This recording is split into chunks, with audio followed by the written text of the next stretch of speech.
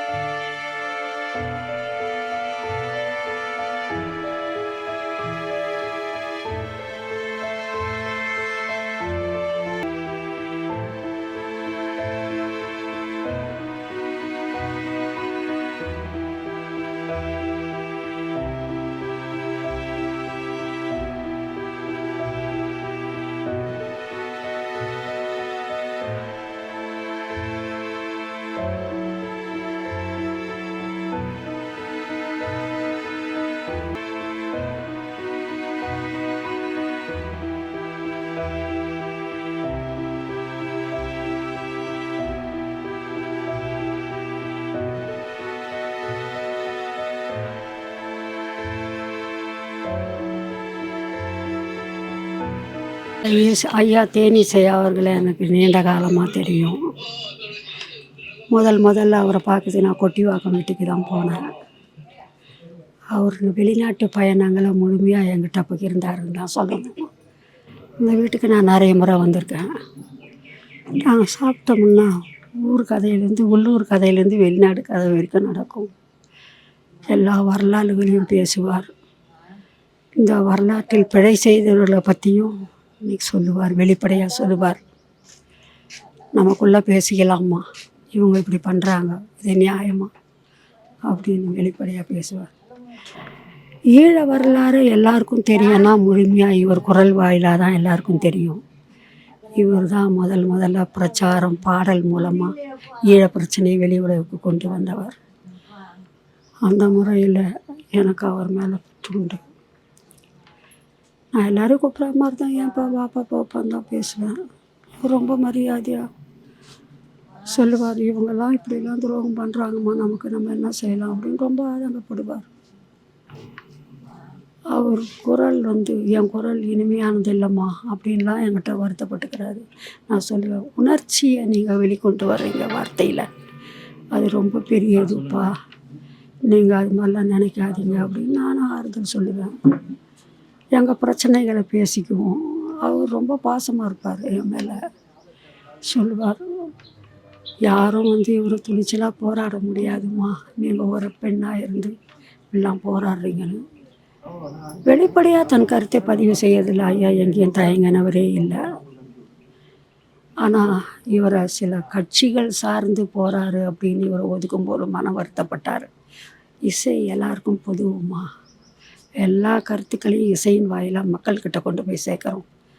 உண்மையிலேயே நம்ம எத்தனை கூட்டம் பேசினாலும் மக்கள் மனசில் நாம் அந்த கருத்துக்களை விதைக்க முடியாது. பாடல் மூலம் சுலபமாக கொண்டு போய் சேர்க்கலாம். அப்படிப்பட்ட கைவசம் வச்சுருந்தவர்.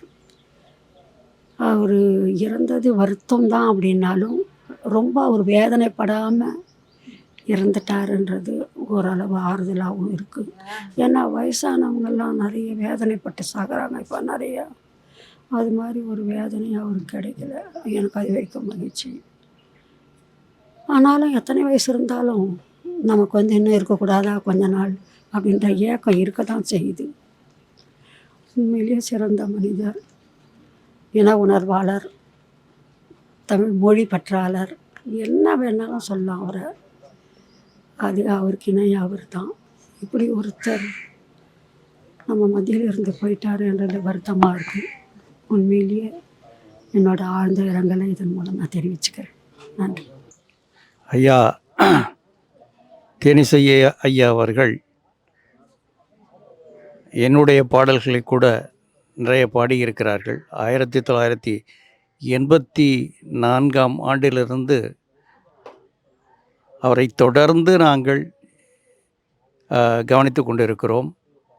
பல்வேறு பணிகளிலே ஈழத்தை பொறுத்தவரையிலே அவர் ஒரு தேசிய பாடகர், தலைவர் மேதகு பிரபாகரன் அவர்களின் நன்மதிப்பை பெற்றவர். ஈழத்தமிழர்களுக்கு பெரும் ஒரு தெய்வ பாடகராக, மிக அரிய ஒரு பொக்கிஷமாக பார்க்கக்கூடிய நிலையிலே இருந்தவர்கள். நாங்கள் பல்வேறு நாடகங்கள், அரங்கங்களிலே செயல்படுத்திய பொழுது ஒரு பாடல் ஜாதியை பற்றி கூறுவார்கள். அந்த பாடலை நான் எழுதி அவர்கள் பாடினார்கள்.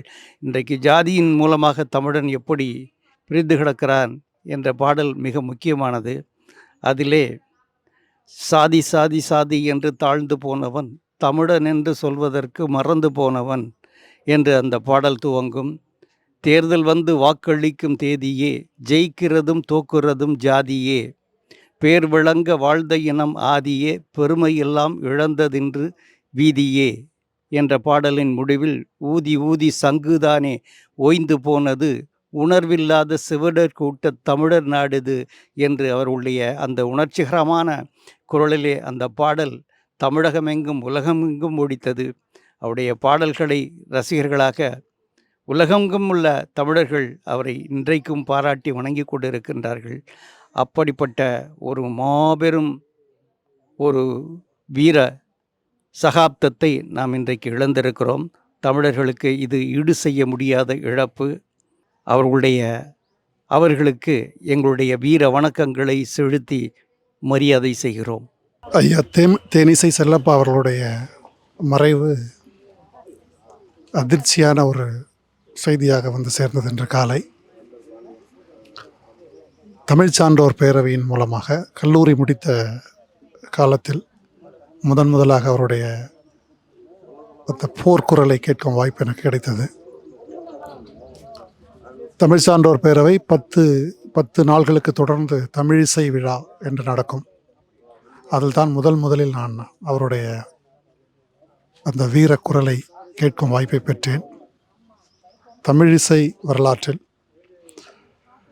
மறுக்கவே முடியாத மிக முக்கியமான ஒரு புரட்சி பாவலர், புரட்சி பாடகர் தேனிசை செல்லப்பா அவர்கள். கேட்டுக்கொண்டிருக்கும் போதே நரம்பு புடைக்கக்கூடிய குரலும் பாடும் அந்த பாணியும் அவருடையது. யாரை போலவும் இல்லாத ஒரு புதுமையான பாடும் பாணியை கொண்டவர் தேனிசை செல்லப்பா அவர்கள்.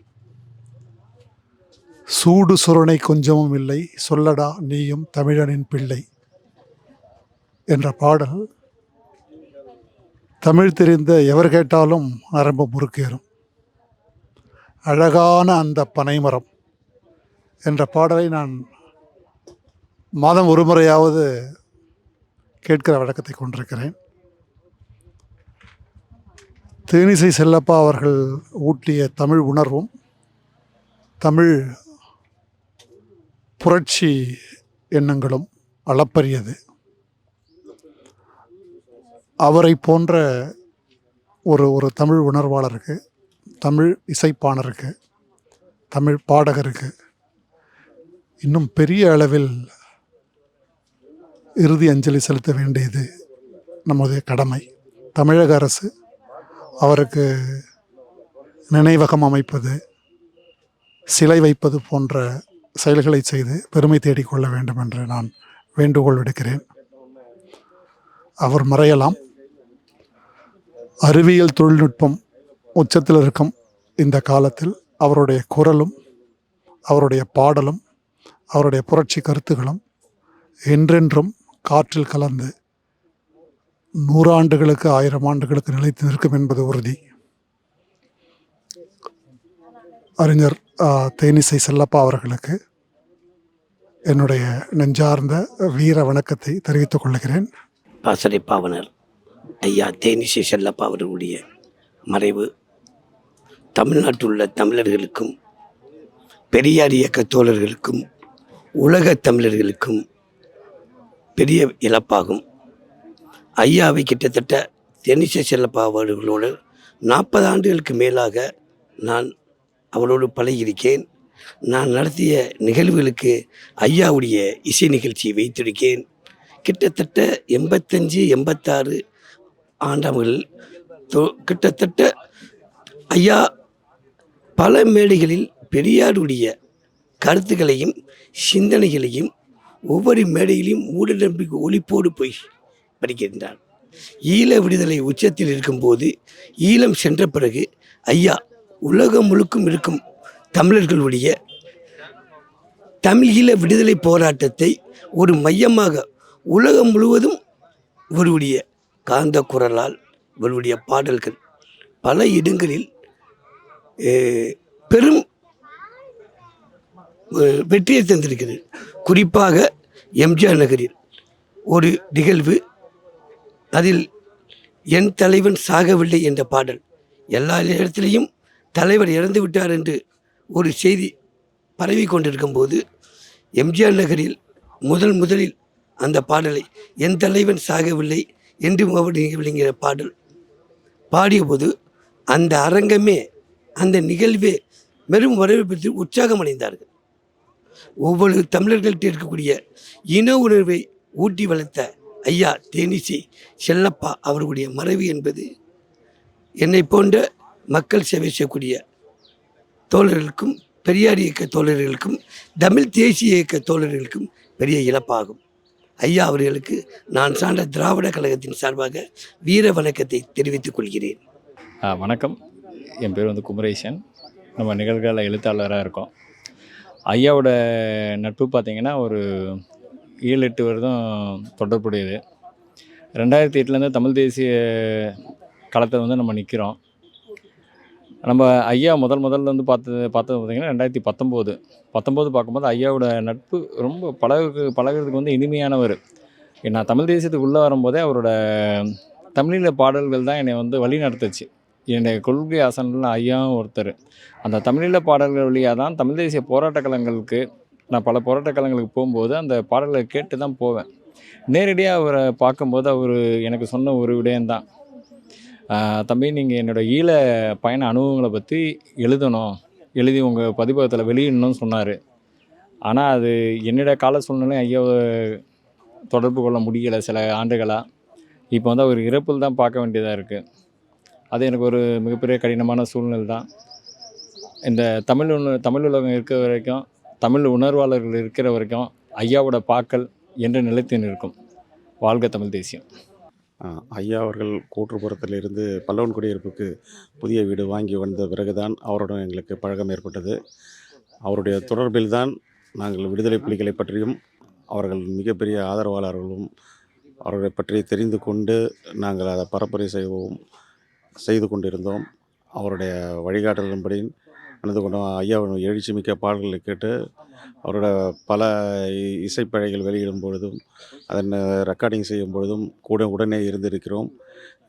எழுச்சி பாடகர் ஐயாவின் மறைவு எங்களை மீளாத்துறையில் ஆட்டுவிட்டது. தமிழ்நாட்டின் பேரெழுச்சியாக ஒலித்த ஒரு குரல் நம்முடைய ஐயா தேனிசை செல்லப்பா என்ற குரல். ஈழத்தமிழர் உரிமை போராட்டத்தில் அவருடைய குரல் ஒலிக்காத நாடு இல்லை. ஒவ்வொரு பாடலும் நம்மை உணர்வெழுச்சி ஊட்டக்கூடிய பாடல்களை அவர்கள் பாடினார். தமிழ் தேசிய எழுச்சிக்கும் தமிழீழ விடுதலைக்குமான அவருடைய பங்களிப்பு என்பது அளப்பரிய பங்களிப்பு. பாடலை இசைத்து பாடி எழுதி அவர் கணீர் குரலிலே தமிழ் மக்களை தட்டி எழுப்பினார். அவர் இன்றைக்கு அகவை மூப்பு காரணமாக இந்த வாழ்வை, அந்த இயற்கையான அந்த உடல் வாழ்வை இழந்து இயற்கையோடு கலந்திருக்கின்றார். அவருக்கு தமிழுரிமை கூட்டமைப்பு சார்பில் செம்மாந்த வீர வணக்கத்தை செலுத்துகின்றோம். அருமை அண்ணன் தேனிசை செல்லப்பா அவர்கள் ஈழத்து சொந்தங்களால் பாசறை பாணர் என்று பெருமையோடு அழைக்கப்பட்டு உலகளாவிய நிலையில் ஓங்கி உயர்ந்து நின்று ஈழத்து பிள்ளைகளுக்கு துணையாய் நின்றார். அவர்கள் காலத்து நொறுங்கி போன பொழுது இவரும் அப்பயே நொறுங்கி போய்விட்டார். உடல் கூடு மட்டும்தான் இருந்து கொண்டிருந்தது. இவ்வளவு நாள் தாங்கியிருந்ததே பெரிது.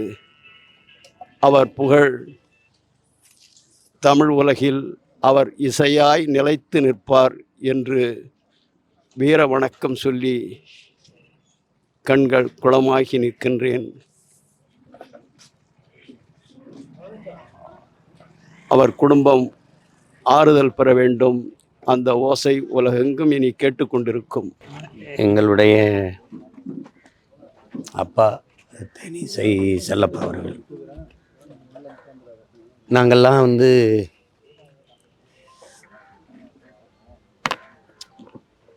புழுக்களாக நெளிந்து கொண்டிருந்த எங்களெல்லாம் புலியாக மாற்றியது அவருடைய குரல் தான். எங்கள் அண்ணா காசி அண்ணாவுடைய பாடல்கள், என்னுடைய தாய் மாமன் மரத்தமிழ் வேந்தனுடைய பாடல்கள், பிறகு அவரே எழுதி பாடிய பாடல்கள், அதுவரை இல்லாத ஒரு எங்கள் இனத்தினுடைய ஒரு குரல், ஒரு எழுச்சி குரல். வேறவருக்கு தேனிசை செல்லப்பான்னு வந்துருச்சே ஒழியே அவர் தேனிசையெல்லாம் இல்லை, இன எழுச்சி முழக்கை செய்தார் அவர். எங்கெங்கோ கடை ஓடி மண்ணில் இருந்த என்னை போன்ற பல லட்சக்கணக்கான பிள்ளைகளுக்கு இன உணர்வு, மான உணர்வு, மொழிப்பற்று, வரலாற்று பெருமை, இதையெல்லாம் கொண்டு வந்து சேர்த்தது அவருடைய குரல் தான். தமிழை பாடியிருக்கு, அதுக்கப்புறம் என் தலைவனை பாடியிருக்கு அவருடைய குரல். அதுக்கப்புறம் எதையும் செய்யலை. பிறகு மகன் என்னையே என் கட்சியை பாடியிருக்கு. சீபா ஆதித்தனார் எங்கள் தாத்தா அந்த கட்சி ஆரம்பித்த போது அவர் அந்த கட்சியில் இருந்த முதன்மையான தளபதிகளில் அப்பா தேனிசையும் ஒருவர். எத்தனாயிரக்கணக்கான பாடல்கள் அவர் இன எழுச்சிக்காக அவர் பாடியது.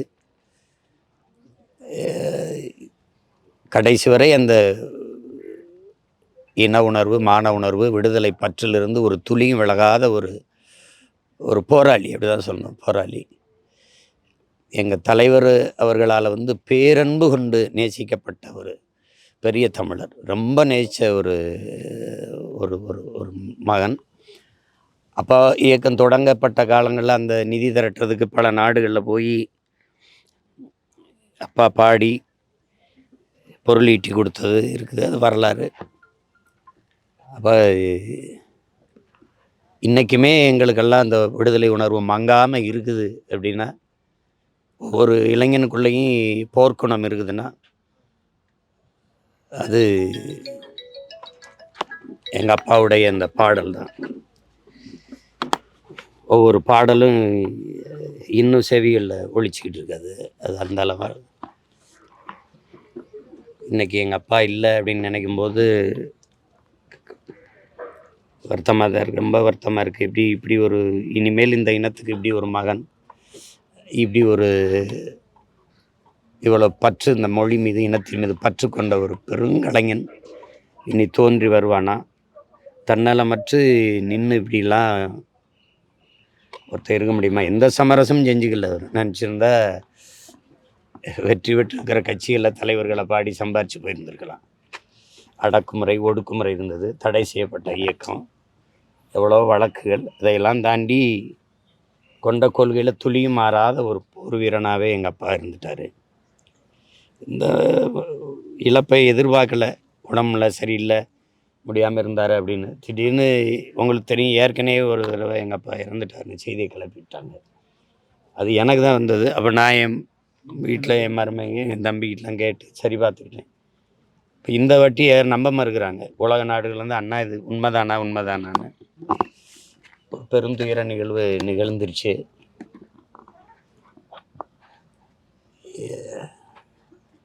எங்கள் போராட்டம் வெல்லலை. வென்றிருந்தால் எங்கள் அப்பா இருந்திருக்க வேண்டிய இடமும் உயரமும் வேறு. பிள்ளைகள் நாங்களும் இன்றைக்கி போராடிட்டு தான் இருக்கோம்.